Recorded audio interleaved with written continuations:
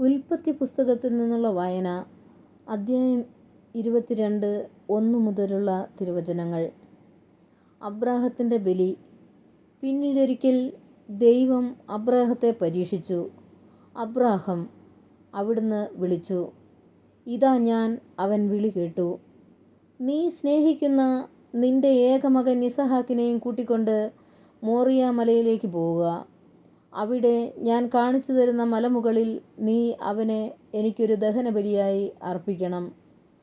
Abraham അതിരാവിലെ എഴുന്നേറ്റ് കഴുതയ്ക്ക് ജീനിയിട്ട് 2 വേലക്കാരെയും മകൻ ഇസഹാക്കിനെയും കൂട്ടി ബലിക്കു വേണ്ട വിറകും കീറിയെടുത്ത് ദൈവം പറഞ്ഞ സ്ഥലത്തേക്ക് പുറപ്പെട്ടു. 3-ാം ദിവസം അവൻ തല ഉയർത്തി നോക്കിയപ്പോൾ അകലെ ആ സ്ഥലം കണ്ടു. അവൻ വേലക്കാരോട് പറഞ്ഞു, കഴുതയുമായി നിങ്ങൾ ഇവിടെ നിൽക്കുക, ഞാനും മകനും അവിടെ പോയി ആരാധിച്ച് തിരിച്ചു വരാം. അബ്രാഹാം ദഹനബലിക്കുള്ള വിറകെടുത്ത് മകൻ ഇസഹാക്കിൻ്റെ ചുമലിൽ വെച്ചു. കത്തിയും തീയും അവൻ തന്നെ എടുത്തു. അവർ ഒരുമിച്ച് മുൻപോട്ട് നടന്നു. ഇസഹാക്ക് തൻ്റെ പിതാവായ അബ്രാഹത്തെ വിളിച്ചു. പിതാവേ, എന്താ മകനെ? അവൻ വിളി കേട്ടു. ഇസഹാക്ക് പറഞ്ഞു, തീയും വിറകുമുണ്ടല്ലോ, എന്നാൽ ദഹനബലിക്കുള്ള കുഞ്ഞാടെവിടെ? അവൻ മറുപടി പറഞ്ഞു, ബലിക്കുള്ള കുഞ്ഞാടിനെ ദൈവം തന്നെ തരും. അവരൊന്നിച്ച് മുൻപോട്ട് പോയി. ദൈവം പറഞ്ഞ സ്ഥലത്തെത്തിയപ്പോൾ അബ്രാഹാം അവിടെ ഒരു ബലിപീഠം പണിതു. വിറകടുക്കി വെച്ചിട്ട് ഇസഹാക്കിനെ ബന്ധിച്ച് വിറകിന് മീതെ കിടത്തി. മകനെ ബലി കഴിക്കാൻ അബ്രാഹാം കത്തി കയ്യിലെടുത്തു.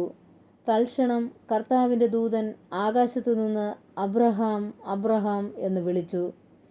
ഇതാ ഞാൻ, അവൻ വിളി കേട്ടു. കുട്ടിയുടെ മേൽ കൈവയ്ക്കരുത്, അവനെ ഒന്നും ചെയ്യരുത്. നീ ദൈവത്തെ ഭയപ്പെടുന്നുവെന്ന് എനിക്കിപ്പോൾ ഉറപ്പായി. കാരണം നിന്റെ ഏകപുത്രനെ എനിക്ക് തരാൻ നീ മടി കാണിച്ചില്ല. അബ്രാഹാം തല പൊക്കി നോക്കിയപ്പോൾ തൻ്റെ പിന്നിൽ മുൾച്ചെടികൾക്കിടയിൽ കൊമ്പ് കുടുക്കി കിടന്ന ഒരു മുട്ടാടിനെ കണ്ടു. അവൻ അതിനെ മകന് പകരം ദഹനബലി അർപ്പിച്ചു. അബ്രാഹാം ആ സ്ഥലത്തിന് യാഹ്വേയിരെ എന്നു പേരിട്ടു.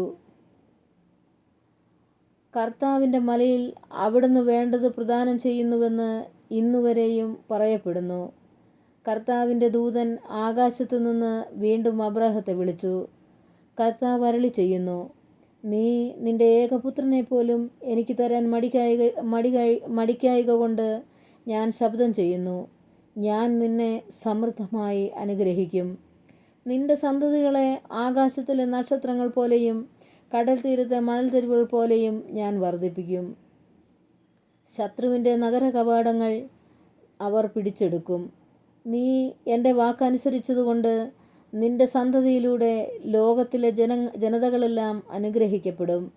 അബ്രാഹാം എഴുന്നേറ്റ് തൻ്റെ വേലക്കാരുടെ അടുത്തേക്ക് ചെന്നു. അവരൊന്നിച്ച് ബേർഷെബയിലേക്ക് തിരിച്ചുപോയി. അബ്രാഹാം ബേർഷെബയിൽ പാർത്തു.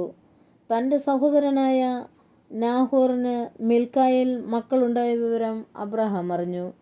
അവർ മൂത്തവനായ ഊസ്, അവൻ്റെ സഹോദരൻ ബൂസ്, ആരാമിൻ്റെ പിതാവായ കെമുവേൽ, കേസത്ത്, ഹാസോ, പിൽഷാത്ത്, ഇത്ലാഫ്, ബത്തുവേൽ എന്നിവരായിരുന്നു.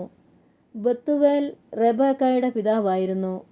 അബ്രാഹത്തിൻ്റെ സഹോദരനായ നാഹോറിന് മിൽക്കായിൽ ഉണ്ടായവരാണ് ഈ 8 പേരും.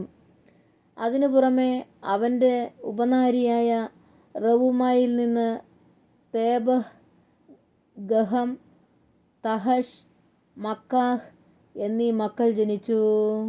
നമ്മുടെ കർത്താവായ മിശിഹായ്ക്ക് സ്തുതി.